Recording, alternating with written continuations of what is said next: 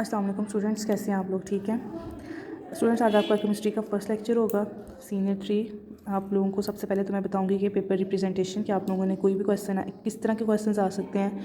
3 portion में आपका total paper होगा। फर्स्ट पोर्शन आपका होगा MCQs का, उसके बाद आपको आएंगे शॉर्ट क्वेश्चंस और लास्ट पे आएगा long question. Short questions attempt करने का जो बेस्ट तरीका है वो ये है कि आपने हर शॉर्ट क्वेश्चन की एटलीस्ट 2 पॉइंट्स आप लोगों ने लिखने हैं। फॉर एग्जाम्पल, अगर आपको कोई डिफाइन का क्वेश्चन आता है या व्हाट इज सिंपल सा क्वेश्चन आता है कि उसको डिफाइन करें या उसके बारे में थोड़ा बहुत बताएं, तो आपने डेफिनेशन की हेडिंग देनी है। इस तरह से करके डेफिनेशन लिखेंगे और इन्वर्टेड कॉमर्स में आप उसकी डेफिनेशन लिख देंगे। आप ये सारा ब्लू मार्कर के साथ लिखेंगे और बीच में आप लोग ब्लू बॉल पॉइंट या blue pointer what ever you use आप उसके साथ लिख सकते हैं। सेकंड पॉइंट जो आपका शॉर्ट क्वेश्चन का बनेगा, उसमें आप लोग एग्जांपल की हेडिंग दे सकते हैं, उसकी स्कोप लिख सकते हैं, इंपॉर्टेंस लिख सकते हैं। ये किस तरह से पॉइंट्स बनेंगे, जैसे जैसे हम लोग बुक से इसको मैं आपको मार्क करवाती जाऊँगी, आपको इसका पता चलता जाएगा। अगर आपको इन केस कोई शॉर्ट क्वेश्चन आता है डिफरेंस का, तो डिफरेंस आपने हमेशा सेंटर लाइन लगा के लिखनी है और एटलीस्ट आपने डिफरेंस में भी 2 ही पॉइंट्स ऐड करने हैं जी। तो सबसे पहला आपका चैप्टर नंबर 1 है फंडामेंटल्स ऑफ केमिस्ट्री। केमिस्ट्री आपके पास एक नया सब्जेक्ट है। आपने अभी तक सीनियर 2 तक आप लोगों ने साइंस पढ़ी है। अब सीनियर 3 में आप लोग साइंस की आगे से 3 से 4 मेजर डिवीजन्स पढ़ेंगे। एक आप पढ़ेंगे बायोलॉजी, एक आप पढ़ेंगे फिजिक्स और एक आप पढ़ेंगे केमिस्ट्री। और जो स्टूडेंट्स बायोलॉजी के नहीं हैं वो कंप्यूटर साइंस का पढ़ेंगे। अब केमिस्ट्री भी चूँकि साइंस की ही एक ब्रांच है, इसमें सबसे पहले आप डेफिनेशन पढ़ेंगे जो कि आपके बुक पे है। मैं भी आपको उसको मार्क करवा देती हूँ at the end of the lecture. सबसे पहले आप उसकी डेफिनेशन के बारे में बताएंगे कि ये साइंस की एक ऐसी ब्रांच है जिसमें आप लोग एक मैटर का कंपोजिशन पढ़ते हैं कि वो किस तरह से वो चीज़, कोई भी चीज़ है जो आप पढ़ेंगे उसको केमिकली रिलेटेड, कि वो किस तरह से बनी है, उसका स्ट्रक्चर क्या है, उसमें प्रॉपर्टीज़ क्या है, मतलब उस किस तरह के शो करवाती है, फिजिकल प्रॉपर्टीज़ कैसे शो करवाती है, अपनी केमिकल प्रॉपर्टीज़ कैसे शो करवाती है। और अगर हम उसको किसी रिएक्शन के साथ मिक्स करते हैं तो हमें किस तरह का रिएक्शन देते हैं। मतलब अगर हम 2 केमिकल्स को आपस में मिला देते हैं, कोई भी 2 चीज़ों को आपस में हम फिजिकली या केमिकली मिला देते हैं, तो वो हमें किस तरह का रिएक्शन शो करती है। अब वो चीज़ क्या हो सकती है, वो मैटर होती है। मैटर आप लोगों को पता है क्या होता है? मैटर कहते हैं हर ऐसी चीज़ जिसका मैस हो और वो स्पेस को ऑक्यूपाई करे। फॉर एग्जांपल मैं कहती हूँ दिस इज़ अ पेन, और इसको अगर मैंने यहाँ पे प्लेस कर दिया, अब इस पेन का वेट भी है, मीन्स इसका मैस भी है और इसने इतनी इतनी स्पेस को ऑक्यूपाई भी कर लिया है। तो पेन इज़ द मैटर। और मैटर की 4 फॉर्म्स होती हैं, सॉलिड है, लिक्विड है, गैस है और प्लाज्मा है। जो सबसे इसकी जो मैंने एग्जाम्पल दिया अभी आपको पेन की, तो ये किस फॉर्म में आएगी? चूँकि ये सख्त है तो ये किस फॉर्म में है? सॉलिड फॉर्म में। अगर हम वाटर देखते हैं तो वो किस फॉर्म में है? लिक्विड फॉर्म में। और गैसेज, ये जो हाइड्रोजन ऑक्सीजन जिसमें हम लोग ब्रीथ कर रहे हैं, एयर है, air is basically mixture of gases, तो ये सारी उसमें आ जाएंगी। प्लाज्मा आपके लिए एक नई चीज़ है। तो प्लाज्मा के लिए आप लोगों ने यही चीज़ याद रखनी है कि जब भी हम किसी भी एलिमेंट को, चाहे वो लिक्विड फॉर्म में है, सॉलिड फॉर्म में है या गैशियस में नहीं, सॉलिड या लिक्विड में, आपने उसको इतना ज़्यादा हाई टेम्परेचर देना है कि वो अपने एटम्स को आयोनाइज कर दे। आयोनाइज का मतलब है अपने एटम्स को, अपने एटम्स में से अपने इलेक्ट्रॉन्स को बाहर निकाल दे और वो एक बहुत गर्म लावा की फॉर्म में एटम चीज़ आ जाए, उसको हम प्लाज्मा कहते हैं। इसकी कॉमन एग्जांपल प्लाज्मा की आप देख सकते हैं, ये जो रोड पे साइन बोर्ड्स लगे होते हैं, रात के टाइम कोई उसमें लाइट नहीं लगी होती है, इलेक्ट्रिसिटी वगैरह कुछ नहीं लगा होता, लेकिन वो ग्लो कर रहे होते हैं, तो वो बेसिकली किसकी एग्जांपल आ जाती है? कॉमन एग्जांपल प्लाज्मा की। सब इसके बाद हम पढ़ेंगे केमिस्ट्री की, क्योंकि मैंने आपको बताया था कि हर शॉर्ट क्वेश्चन की आपने एटलीस्ट 2 हेडिंग्स देनी है। तो पहली हेडिंग में आप उसकी डेफिनेशन लिखेंगे जिसमें आप बताएंगे कि ये ब्रांच है केमिस्ट्री की, इसको हम लोग किस तरह से डील कर सकते हैं। जस्ट आपने उसकी डेफिनेशन जो सी है वो मार्क करनी है, ठीक है। नेक्स्ट आप उसके बाद बताएंगे इसकी इंपॉर्टेंस क्या है। अब केमिस्ट्री की हर फील्ड में बहुत ज़्यादा इंपॉर्टेंस है। आप कोई भी अपनी फील्ड देख लें, चाहे आप कोई अपने फूड, सिंपल फूड से हम खाने से बात शुरू करते हैं कि आप फूड ले लें, फूड किस तरह से ग्रो करते हैं। जब आप फसलें लगाते हैं तो उसमें आप स्प्रे करते हैं ताकि उसको कीड़ा ना लगे, उसकी क्वालिटी इंक्रीज़ हो। वो स्प्रे क्या है? केमिकल्स हैं। अब उन फसलों को ग्रो करने के लिए, उनको अच्छी उसकी प्रोडक्शन के लिए भी हम स्प्रे करते हैं। फिर उसके बाद ये जो हमारे एनिमल्स हैं जिनको हम लोग कैटल्स में भी काउंट कर सकते हैं, उनको भी हम लोग इस तरह के इंजेक्शंस वगैरह लगाते हैं, इस तरह की उनकी प्रोडक्ट्स ऐसे उनको देते हैं ताकि उनकी अच्छे तरीके से प्रोडक्शन कर सके हर चीज़ की वो। उसके बाद जितने भी हमारे ड्रग्स हैं, मेडिसिन हैं, इन सब में भी हम लोग इस चीज़ को लेके चलते हैं। पेट्रोकेमिकल प्रोडक्ट्स के मतलब जितने भी पेट्रोलियम है या उसके जितने भी प्रोडक्ट्स हम लोग यूज़ करते हैं, वो सारी बेसिकली आप केमिस्ट्री का ये कह सकते हैं कि हमारी लाइफ के हर एस्पेक्ट्स में जो भी चीज़ हम यूज़ कर रहे हैं वो बेसिकली किस चीज़ की एफर्ट्स हैं? केमिस्ट्री की, साइंस की एफर्ट्स हैं। और साइंस में आप लोगों की मेजर ब्रांच केमिस्ट्री है और बायोलॉजी है और ये है फिजिक्स है। तो आप जिस फील्ड इसमें ब्रांच का पढ़ेंगे, आप अभी फ़िलहाल आपका स्टार्ट है, तो आप तीनों जो आप लोग सब्जेक्ट्स पढ़ेंगे अपने बायो, फिजिक्स, केमिस्ट्री, उसमें आप लोग इसका स्टार्ट ही पढ़ेंगे। और उसमें आप यही चीज़ें पढ़ेंगे कि पहले आप उसकी इंपॉर्टेंस पढ़ेंगे उस ब्रांच की, जैसे आपने पहले केमिस्ट्री की डेफिनेशन पढ़ी, आप उसकी इंपॉर्टेंस पढ़ रहे हैं। और फिर उसके बाद आप लोग उसको फर्दर डिवाइड करते हैं। जैसे साइंस को डिवाइड किया गया है बायो, फिजिक्स, केमिस्ट्री में, इसी तरह से बायो, फिजिक्स, केमिस्ट्री को भी आगे से फर्दर डिवाइड किया गया। अब हम केमिस्ट्री की अगर हम फर्दर ब्रांचेस की बात करें तो उसकी 3 मेजर ब्रांचेस। केमिस्ट्री की जो 3 मेजर ब्रांचेज हैं उसमें सबसे पहले आ जाती है फिजिकल केमिस्ट्री, फिर आ जाती है ऑर्गेनिक केमिस्ट्री, उसके बाद आ जाती है इनऑर्गेनिक केमिस्ट्री। फिजिकल केमिस्ट्री वो होती है अब आपने मैटर, मैंने आपको पहले भी बताया कि मैटर वो कोई भी ऐसी चीज़ है जो कि स्पेस को ऑक्यूपाई कर रही है, what ever the thing is, उसकी जितनी भी प्रॉपर्टीज़ हैं, चाहे वो लिक्विड है, चाहे वो सॉलिड है, चाहे वो गैस है, उसकी जितनी भी प्रॉपर्टीज़ हैं, फिजिकल प्रॉपर्टीज़ हैं, केमिकल प्रॉपर्टीज़ हैं, उन सारों को आप किस में पढ़ोगे, फिजिकल ब्रांच में। उसके बाद आप पढ़ोगे ऑर्गेनिक केमिस्ट्री। ऑर्गेनिक केमिस्ट्री आपने पीरियोडिक टेबल देखा होगा 7th क्लास में, एक ऐसा टेबल है जिसमें सारे एलिमेंट्स को अरेंज करके रखा गया है। उसमें उस पूरे पीरियोडिक टेबल में सिर्फ कार्बन और हाइड्रोजन, इनके जितने भी कंपाउंड हैं उनको डेरिवेटिव्स कहते हैं। जब कार्बन और हाइड्रोजन आपस में मिल जाएं तो उनको डेरिवेटिव्स कहा जाता है। उनके जितने भी डेरिवेटिव्स हैं या कार्बन हाइड्रोजन को आप लोग पढ़ते हो, उस ब्रांच को हम कह देते हैं ऑर्गेनिक केमिस्ट्री। अब इनऑर्गेनिक केमिस्ट्री वो ब्रांच है जिसमें आप कार्बन और हाइड्रोजन के अलावा बाकी सारे एलिमेंट्स की स्टडी करते हो, ठीक है। ये इसकी मेजर ब्रांच है, इसको मैं आपको मार्क करवा देती हूँ। इसमें भी आपने पहले डेफिनेशंस करनी है, उसके बाद इसके स्कोप है, इंपॉर्टेंस है, एप्लीकेशन है, ये तीनों एक ही चीज़ें हैं, ये सिनोनिम्स हैं बस एक दूसरे के, ठीक है। उसके बाद इसकी जो ब्रांचेज आ जाती हैं जिनको हम माइनर ब्रांचेस कह देते हैं, वो है बायोकेमिस्ट्री है, इंडस्ट्रियल केमिस्ट्री है, न्यूक्लियर केमिस्ट्री है, एनालिटिकल केमिस्ट्री है। इनके अलावा और भी बहुत सी ब्रांचेज हैं, बट क्योंकि आपकी बुक में सिर्फ ये लिखे हैं तो हम सिर्फ इसको डिस्कस करेंगे। बायो कहते हैं लाइफ को, लाइफ मींस लिविंग ऑर्गेनिजम्स। अब लिविंग ऑर्गेनिज्म प्लांट्स भी हो सकते हैं, एनिमल्स भी हो सकते हैं।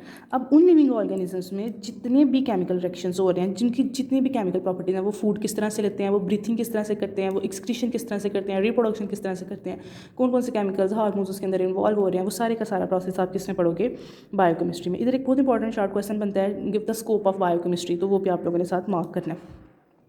उसके बाद आ जाती है इंडस्ट्रियल केमिस्ट्री। इंडस्ट्रियल मींस नाम से जाहिर हो रहा है इंडस्ट्री से रिलेट कर रहा है। अब जितने भी केमिकल आप बना रहे हो इंडस्ट्री में, एक बड़े स्केल पे वो केमिकल्स बन रहे हैं, कमर्शियल स्केल कहते हैं, ठीक है। उस कमर्शियल स्केल पे जितने भी केमिकल्स बन रहे हैं, जो से उसमें प्रोडक्ट्स यूज़ हो रहे हैं, उनको आप जहाँ जहाँ वो केमिकल्स तैयार करके भेज रहे हो, उसके बाद वो कहाँ कहाँ यूज़ हो रहे हैं, ये सारे का सारा किससे रिलिंक करता है, इंडस्ट्रियल केमिस्ट्री से। नेक्स्ट आपके पास आ जाती है न्यूक्लियर केमिस्ट्री। न्यूक्लियर केमिस्ट्री में एक वर्ड आप पढ़ोगे रेडियो एक्टिविटी। ऐसे एलिमेंट्स जो रेडियो एक्टिव एलिमेंट्स होते हैं। रेडियो एक्टिविटी या रेडियो एक्टिव एलिमेंट्स वो एलिमेंट्स होते हैं, जैसे मैंने आपको पीरियोडिक टेबल का बताया कि उसमें सारे एलिमेंट्स अरेंज हैं। जब आप पीरियोडिक टेबल को देखोगे तो उसमें एक ऐसा एलिमेंट होगा जिसका एटॉमिक नंबर 82 से ज़्यादा होगा। तो वहाँ से एलिमेंट्स स्टार्ट होते हैं जिनका एटॉमिक नंबर 82 से ज़्यादा होता है। वो एलिमेंट्स अपने अंदर से हर टाइम रेडिएशंस को निकालते रहते हैं, एक रेस को निकालते रहते हैं, अल्फा बीटा और गैमा, ये रेडिएशन है जो अपने अंदर से वो हर टाइम निकालते रहते हैं। ऐसे एलिमेंट्स को कहते हैं रेडियो एक्टिव एलिमेंट्स, और ऐसे प्रॉपर्टीज़ को और या ऐसी प्रोसेस को आप कह सकते हैं रेडियो एक्टिविटी। और इस पूरे प्रोसेस को हम किस में पढ़ते हैं, न्यूक्लियर केमिस्ट्री में, क्योंकि ये बेसिकली किसी भी एलिमेंट के न्यूक्लियस से रिलेट कर रहा होता है। नेक्स्ट आपके पास आ जाता है इन्वायरमेंटल केमिस्ट्री। इन्वायरमेंटल केमिस्ट्री में आप ये चीज़ मेन इसकी एग्जांपल ले सकते हो कि अब हवा है, हवा में सारी गैसेज हैं, गैसेज जो हैं वो केमिकल्स हैं। अब हमारी हवा बाज़ बहुत साफ़ होती है, बाज़ बड़ी गंदी हो जाती है, ब्लैक कलर का जो स्मोक सा निकल आता है। ह्यूमन एक्टिविटीज़ का या लिविंग एक्टिविटीज़ का हमारे इन्वायरमेंट पे क्या असर हो रहा है, या इन्वायरमेंट का हमारी लिविंग लाइफ पे क्या असर हो रहा है, इसको आप सारे पढ़ोगे इन्वायरमेंटल केमिस्ट्री में। उसके बाद आ जाती है एनालिटिकल केमिस्ट्री। अब देखिए इंडस्ट्रियल केमिस्ट्री में आपने केमिकल कंपाउंड्स तो तैयार कर लिए हैं, अब उन केमिकल कंपाउंड्स को एनालिसिस करना है। एनालिसिस का मतलब होता है चेक करना है, वो आप पढ़ोगे एनालिटिकल केमिस्ट्री में। उसकी आगे से 2 टाइप्स हैं, एक होता है क्वालिटेटिव एनालिसिस और एक होता है क्वांटिटेटिव एनालिसिस। क्वालिटेटिव का मतलब होता है कि आपने फॉर एग्जांपल कोई भी कंपाउंड है, उसको कोई कलर है, उसका आपने टेस्ट है, कोई स्मेल है, उसको आपने क्वालिटी चेक की है। अब एक कॉपर एक ऐसा कंपाउंड है जिसका कलर होता है ब्लू है, अगर वो ब्लू के अलावा कोई और कलर शो कर रहा है तो इसका मतलब है इसकी क्वालिटी अच्छी नहीं है कॉपर की, ठीक है। इसमें आपने इसकी क्वालिटी बताई है कि कॉपर का ब्लू कलर है। इसमें आप एग्जांपल आपसे खुद मैंने ये ऐड करवाई है, आपने डेफिनेशन मार्क करवाने के बाद आपने ये एग्जांपल भी लिखनी है, for example blue colour of copper. Next आपके पास आ जाती है क्वांटिटेटिव। तो क्वांटिटेटिव का मतलब है कि आपने एक सोडियम क्लोराइड जो कॉमन सॉल्ट घरों में जो नमक यूज़ करते हैं उसको आपने 10 मिलीग्राम एक आपके पास बीकर है, उसके बीच में आपने 10 मिलीग्राम वो कॉमन सॉल्ट जिसको हम सोडियम क्लोराइड कहते हैं उसको मिक्स कर दिया। तो इसमें आपने ये बता दिया कि वाटर के बीच में कितना नमक है, 10 मिलीग्राम, मीन्स आपने उसकी क्वांटिटी बता दी है। तो ये चीज़ आप किस में पढ़ोगे, क्वांटिटेटिव एनालिसिस में। यहाँ तक कोई क्वेश्चन है तो आप लोग पूछ सकते हैं। जी स्टूडेंट्स, अब आपकी ब्रांचेस हो गई हैं। अब ब्रांचेस के बाद आपने आपको जो टेस्ट योरसेल्फ है 1.1 इसकी आपने असाइनमेंट बनानी है। असाइनमेंट ऐसे बनानी है कि आपने वो क्वेश्चंस लिखने हैं, अपनी रफ एक रजिस्टर्स लें, उनको आप तैयार करें, ऊपर आप अपने पूरा उसको केमिस्ट्री का लिए रजिस्टर रखें, उसमें आपने चैप्टर नंबर 1 लिखना है, उसमें आपने असाइनमेंट टेस्ट योरसेल्फ 1.1 उसके क्वेश्चंस लिखने हैं, और उन असाइनमेंट के जो क्वेश्चंस हैं वो आपने अपने इन्हीं ब्रांचेस में से जो अभी तक आपने पढ़ी हैं उसी में से उसके आंसर आप लोगों ने लिखने हैं। अब आपके पास नेक्स्ट टॉपिक है बेसिक डेफिनेशंस। इसमें आपने जस्ट डेफिनेशंस करनी है, जैसे मैटर है, मैटर की आपने डेफिनेशन बता देनी है कि हर वो चीज़ जिसका मैस है वो स्पेस को ऑक्यूपाई करती है उसको मैटर कहते हैं। उसकी टाइप्स बता देंगे आप, सॉलिड, लिक्विड, गैस। सॉलिड में आप एग्जांपल बता देंगे, डायमंड है, चेयर है, बेड है, बोर्ड है, टेबल है, कुछ भी आप उसकी एग्जांपल लिख सकते हैं। लिक्विड में आप बता सकते हैं वाटर है, मिल्क है, juice, each and everything that is in the form of a liquid. आप उसमें बताएंगे कि किसकी एग्जांपल्स हैं लिक्विड के। गैसेज में आप एग्जांपल दे सकते हैं, हाइड्रोजन की एग्जांपल दे सकते हैं, ऑक्सीजन की दे सकते हैं, कार्बन की देख सकते हैं, मोनोक्साइड और डाइऑक्साइड के फॉर्म में। प्लाज्मा में मैंने आपको जैसे बताया था कि बोर्ड पे जो साइन बोर्ड्स लगे होते हैं उसमें नियॉन फिल हुआ होता है, और नियॉन की वजह से वो ग्लो करते हैं, जिससे आपको नजर आता है कि अब आपने राइट टर्न लेना है, लेफ्ट टर्न लेना है, या जो भी उसके ऊपर लिखा हुआ होता है। तो वो बेसिकली उसके बीच में किसकी एग्जांपल आ रही है, प्लाज्मा की एग्जांपल आ रही है। नेक्स्ट आपके पास डिफरेंस आता है सब्सटेंस और मिक्सचर का। सब्सटेंस आपको कहते हैं कोई भी ऐसा कंपाउंड है वो जो अपने बिल्कुल प्योर फॉर्म में, कोई दूसरी चीज़ उसमें ऐड ना हुई हो, उसको हम कहते हैं सब्सटेंस। सब्सटेंस में आप ये चीज़ ले सकते हैं, जैसे एक नमक है, नमक में 2 कंपाउंड ऐड है, सोडियम ऐड है और क्लोरीन ऐड है, जो आप घरों में कॉमन नमक यूज़ करते हैं। अगर मैं उसके बीच में मिट्टी ऐड कर दूँ, रेत ऐड कर दूँ, रेत जो सिलिका की फॉर्म में होती है, ठीक है, ये ऐड कर दूँ तो वो इम्प्योर हो जाएगा ना, मतलब तो वो किस चीज़ के आप एग्जाम्पल देते हैं, सोडियम की दे सकते हैं, क्लोरीन की दे सकते हैं, जो बिल्कुल प्योर फॉर्म में कोई चीज़ उसमें ऐड ना की गई हो। मिक्सर कहते हैं इम्प्योर फॉर्म। इम्प्योर का मतलब होता है कि आपने बहुत सारी चीज़ें आपने उसमें मिक्स कर दी हैं। जैसे अब हवा है तो हवा में सिर्फ एक गैस तो नहीं है ना, बहुत सारी गैसेज हैं, ऑक्सीजन भी है, एयर भी है, नाइट्रोजन भी है, सॉरी ऑक्सीजन भी है, हाइड्रोजन भी है, नाइट्रोजन भी है, कार्बन डाइऑक्साइड, कार्बन, सल्फर, बहुत सारी गैसेज हैं। तो ये सारी क्या है, उसका मिक्सचर है। अब आइसक्रीम है तो आइसक्रीम अगर आप मैंगो फ्लेवर की भी खाते हो तो उसमें सिर्फ मैंगो तो नहीं ना आता, अब उसमें क्रीम भी है, उसमें मैंगो के फ्लेवर्स भी ऐड किए गए हैं, उसमें दूध भी ऐड किया गया, बिस्किट भी ऐड है, ईच एंड एवरीथिंग उसमें ऐड होती है, शुगर भी ऐड है। तो ये भी किसकी एग्जाम्पल है, मिक्सचर की।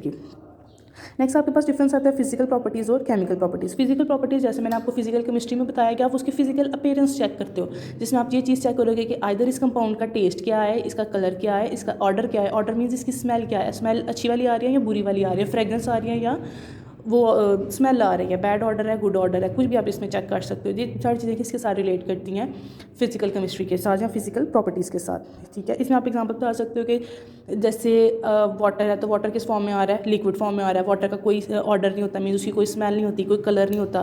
तो ये सारी प्रॉपर्टीज़ कौन सी हैं, इसकी फिजिकल प्रॉपर्टीज़ हैं। अब इसी तरह केमिकल प्रॉपर्टीज़ हैं, तो वाटर में आपने बताना है, हम वही वाटर की एग्जाम्पल लेते हैं, तो वाटर में आपने बताना है कि वाटर केमिकली किस किस तरह से बना है, हाइड्रोजन से बना है और ऑक्सीजन से बना है। जब ये दोनों आपस में कंबाइन करते हैं तो आपके पास H2O बन जाता है, that is the water. Students, यहाँ तक आपका लेक्चर है। अगर आपको कोई किसी किस्म का क्वेश्चन, कोई कन्फ्यूजन है तो आप लोग कमेंट्स में पूछ सकते हैं। Thank you so very much. जी स्टूडेंट्स, अब आप लोग मार्क कर लें अपने जो आप लोगों ने लर्न करना है। इसमें सबसे पहले आप केमिस्ट्री की डेफिनेशन लिखेंगे। सेकंड लाइन में the branch of science that deals with the composition, structure, properties and reactions of matter is called chemistry. ये केमिस्ट्री की डेफिनेशन है। उसके बाद आप इंपॉर्टेंस की हेडिंग देंगे और वो आप लिखेंगे यहाँ से the role and importance of petrochemical products, यहाँ से लेके which are all the fruits of chemist, यहाँ तक आप करेंगे। नेक्स्ट आपके पास ब्रांचेज आ जाती हैं। इसमें आप फिजिकल केमिस्ट्री की डेफिनेशन लिखेंगे। Physical chemistry is defined as the branch of chemistry, यहाँ से लेके द चेंजेस इन दैम, जो इटैलिक्स में लिखा गया है। इसके बाद आप प्रॉपर्टीज़ की हेडिंग देंगे और अगली जो 3 लाइंस हैं इसको आप इसकी प्रॉपर्टीज़ में लिखेंगे। ऑर्गेनिक केमिस्ट्री की आप इटैलिक्स में जो डेफिनेशन लिखी हुई है ये मार्क करेंगे। उसके बाद आप इसका स्कोप लिखेंगे सेकंड लास्ट लाइन पे। The scope of this branch covers petroleum, petrochemicals and pharmaceutical industries, यहाँ तक करेंगे। नेक्स्ट आपके पास आ जाती है इनऑर्गेनिक केमिस्ट्री। इसमें भी आपने इटैलिक्स में जो लिखी हुई है definition, inorganic chemistry deals with the study of all the elements, यहाँ से लेकर डेरिवेटिव्स तक करेंगे। उसके बाद आप इसकी एप्लीकेशन की हेडिंग देंगे। मैंने आपको पहले भी ये चीज़ बताई है कि आपने हर शॉर्ट क्वेश्चन के 2 पॉइंट्स लिखने हैं। स्कोप है, एप्लीकेशन है, ये बेसिकली सेम है, ठीक है।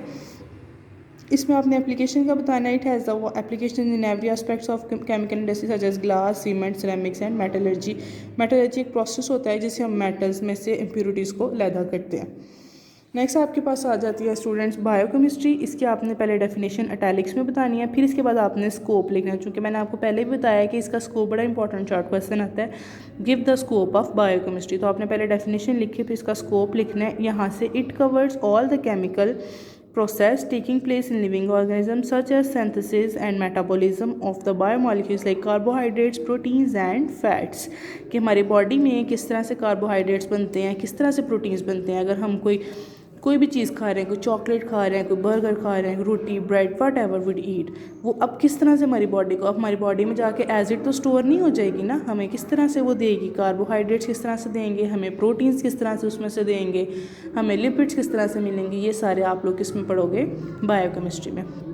नेक्स्ट आपने इसकी एग्जाम्पल की हेडिंग देनी है। Example of the applications of biochemistry are in the field of the medicine, food science and agriculture. मैंने आपको पहले भी बताया था कि बायोकेमिस्ट्री लिविंग से रिलेट कर रही है, तो लिविंग का मेन जो फोकस होता है वो इन चीज़ों पे होता है कि उनकी फूड प्रोडक्ट अच्छी होनी चाहिए, उनकी इंडस्ट्रीज़ अच्छी होनी चाहिए जिसमें वो एग्रीकल्चर प्रोडक्ट्स लगाते हैं, और उनकी जितनी भी मेडिसिन हैं वही ठीक होनी चाहिए। नेक्स्ट इंडस्ट्रियल केमिस्ट्री की भी डेफिनेशन आप सेम मार्क करेंगे। उसके बाद आप उसका स्कोप लिखेंगे कि कहाँ कहाँ वो यूज़ होते हैं, जैसे फर्टिलाइजर्स हैं, सोप है, टेक्सटाइल इंडस्ट्री है, ये सारा कुछ आप इसमें बताएंगे। न्यूक्लियर केमिस्ट्री की भी सेम वही डेफिनेशन, वैसे ही इटैलिक्स वाली मार्क करेंगे। और एप्लीकेशन में उसका आप लिखेंगे कि रेडियोथेरापी एक ऐसा होता है जो कैंसर के पेशेंट्स होते हैं उनकी बेसिकली रेडियोथेरापी की जाती है कि उनको रेडिएशंस पास करा जाती हैं। अब आप लोग अक्सर सुनते हैं कि किसी की ऑपरेट करना है, पित्ते का ऑपरेट है या आइज़ का ऑपरेट है या किसी भी चीज़ का ऑपरेट है, तो उसको हम लोगों ने रेडिएशन से करवा लिया, तो रेडिएशन बेसिकली रेडियोथेरापी की ही ट्रीटमेंट है। नेक्स्ट आपके पास इन्वायरमेंटल केमिस्ट्री है, उसमें आप लोग इसकी इटैलिक से डेफिनेशन करेंगे जो लिखी हुई है। और नेक्स्ट आप लोग एनालिटिकल केमिस्ट्री में डेफिनेशन करेंगे। और एनालिटिकल केमिस्ट्री का स्कोप है, the scope of this branch covers food, environment and clinical analysis. इसके बाद मैंने आपको 2 डेफिनेशंस बताई थी, क्वालिटेटिव एंड क्वांटिटेटिव एनालिसिस का। इसमें आप क्वालिटेटिव का लिखेंगे for example blue colour of copper, और क्वांटिटी में एग्जांपल देंगे 1 ग्राम। और इसकी डेफिनेशन है कि क्वालिटेटिव की, qualitative analysis provides the identity of the substance of chemical and quantitative provides the amount of each components present in the sample. यहाँ तक क्लियर है स्टूडेंट्स? अब जो मैं आपको असाइनमेंट कह रही थी टेस्ट योरसेल्फ का, वो ये है आपके पास टेस्ट योरसेल्फ पेज नंबर 4 पे। इसमें आप लोगों ने क्वेश्चन नंबर 1, 2, 3, 4, 5 एंड 6 ये 6 क्वेश्चन हैं। इनके आप लोगों ने आंसर्स पीछे ब्रांचेस में से ही लिखे हुए हैं। इसको आप एनालिसिस या बेसिकली आप लोगों का कि आप लोगों ने क्या पढ़ा है इसमें से, या आप लोगों ने अपने रजिस्टर्स पर सॉल्व करनी है। इंशाल्लाह I will check it. Next आपको मैंने डेफिनेशन जो बताई हैं, इसमें मैटर की डेफिनेशन है, उसमें आप लोग एग्जांपल लिखेंगे। मैटर की डेफिनेशन यही लिखेंगे, simply define as anything that has a mass and occupies a space. उसके बाद उसकी एग्जांपल की हेडिंग देंगे, for example book, chair, table, whatever you want to write. Matter किस फॉर्म में एग्जिस्ट करता है, solid, liquid, gas and plasma. ये प्लाज्मा भी इसकी 4th स्टेट है, आप लोगों ने इसको लिखना है। अब अगर आपसे पूछा जाता है कि मैटर की क्लासिफिकेशन क्या है, डिफाइन मैटर नाइट्रोटिस क्लासिफिकेशन, तो क्लासिफिकेशन में आप जस्ट ये टेबल ड्रॉ करेंगे कि मैटर को, जैसे मैंने मिक्सचर और सब्सटेंस का आपको बता दिया। अब ये इसकी जो नेक्स्ट डिटेल है ये हम लोग इंशाल्लाह नेक्स्ट सेक्शन में पढ़ेंगे, बस आप लोगों ने ये टेबल करना है। उसके बाद इसका सब्सटेंस और मिक्सचर की डेफिनेशन और एग्जांपल बताएंगे कि सब्सटेंस क्या है, प्योर फॉर्म है, फॉर एग्जांपल सोडियम क्लोराइड, और इम्प्योर फॉर्म में आपने बताना है कि मिक्सचर में क्या हो सकता है, रॉक हो सकती है, वुड हो सकता है। स्टूडेंट्स यहाँ पे एक चीज़ क्लियर कर लीजिएगा कि ये 2 अलग-अलग चीज़ें हैं। Sodium is a separate thing while chlorine is a separate, क्योंकि ये प्योर फॉर्म में है। उसके बाद आप फिजिकल प्रॉपर्टीज़ की डेफिनेशन करेंगे। The properties that are associated with the physical state of matter are called physical properties like colour, smell, taste, hardness, shape of a crystal, boiling और मेल्टिंग पॉइंट। और उसके बाद आप उसकी एग्जांपल लिखेंगे, इसके आगे ही लिखी हुई है, when ice is heated it melts to form of water. जब आप आइस को हीट करते हो तो आप देखते हो कि वो सॉलिड से कैसे लिक्विड में जा रहे हैं, तो मीन्स आप उसकी फिजिकल प्रॉपर्टीज़ को ऑब्जर्व भी तो कर सकते हो, that is the physical property. Next आप उसके पास केमिकल प्रॉपर्टीज़ का लिखोगे कि जो उसकी कंपोजिशन पे बताती है, जैसे एक वाटर का सब्सटेंस है वो किस तरह से बनता है। अगर हम उसकी फॉर्मेशन लिखते हैं तो वो आप लोग बताते हो H2 और O2 के साथ। अगर आप उसी को डीकम्पोज करते हो, फॉर एग्जांपल आपने ये वाटर को डीकम्पोज किया है, डीकम्पोज के लिए मैं ये वाला जो एरो का साइन है ये दोबारा से इसको रिवर्स में बना दूँगी, तो आपके पास टूट के दोबारा से वही बन जाएगा, hydrogen and oxygen. Students clear है? यहाँ तक कोई इशू हो तो आप लोग पूछ सकते हैं। Thank you so very much.